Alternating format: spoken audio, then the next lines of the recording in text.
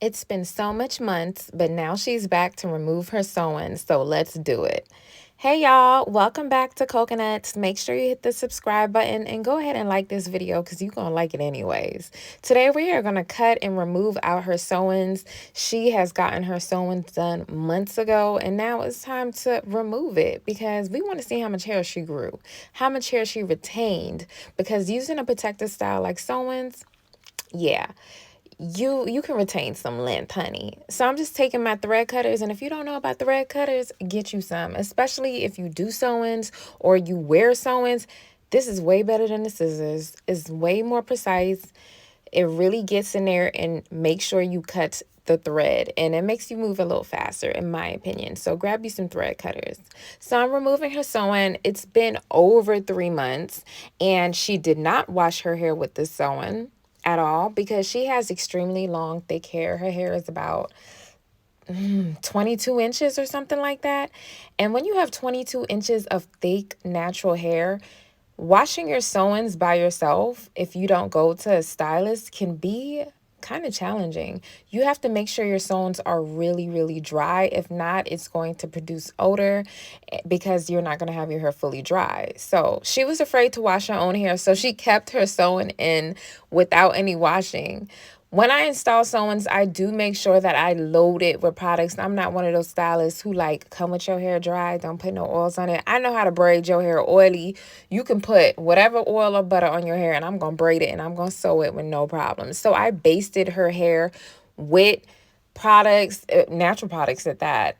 And I basted her scalp with the healing scalp ointment because that made sure that you didn't feel any itching at all. I also gave her my scalp therapy drops, and she used that on a daily basis, so she never had any scalp itching, and she grew a lot of hair using those products on a daily basis. She also watered her braids daily with a mist bottle and softened water, so she was able to retain a lot of growth.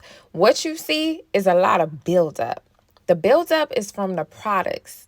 When you use natural products, you don't have to worry about buildup because you know it's natural products built up. But if you use other products that have chemicals in there, that's just a bunch of built up chemicals that can stunt your hair growth, especially if you braid with gels or edge control. That can really tear your hair out. So it's best to just use natural products when you're braiding your hair, so the buildup doesn't create some type of sticky residue that's going to tear your hair out. So what you see is a lot of buildup from the products, and the reason why it's that color is because the scalp ointment, it's actually brown. It's made with bakuru butter, which is a natural sulfur, which is really great for your scalp. So she didn't wash her hair with the sewing, but I am very biased on this because in my opinion, you don't have to wash your hair if you keep a sewing in for a long time. You can really go months with the sewing, and I know it sounds disgusting, but if you mist your hair often, like several times a week with softened water, you mist your braids in between, your hair is going to get the water in its diet because your hair only eats water. And if you use natural drops or butters, it's going to get vitamins, and your scalp produces a natural oil, which is going to basically deliver nutrients to your roots. So you see a lot of buildup, but at the end of the day, you don't really have to wash your hair if you don't have such an irritated scalp. Now, if your scalp is always on fire and your scalp is going crazy all the time, you may want to wash your hair or redo this protective style every month. But if you have long hair like this client and you know you're not going to be able to dry your hair properly, and you know you don't have a sensitive scalp, it kind of won't hurt you just to leave your hair alone, mist it with water, and use natural drops or scalp drops on your hair, and you can really rock it for months like she did. And she got a lot of growth. I'm talking about she collected 2 inches.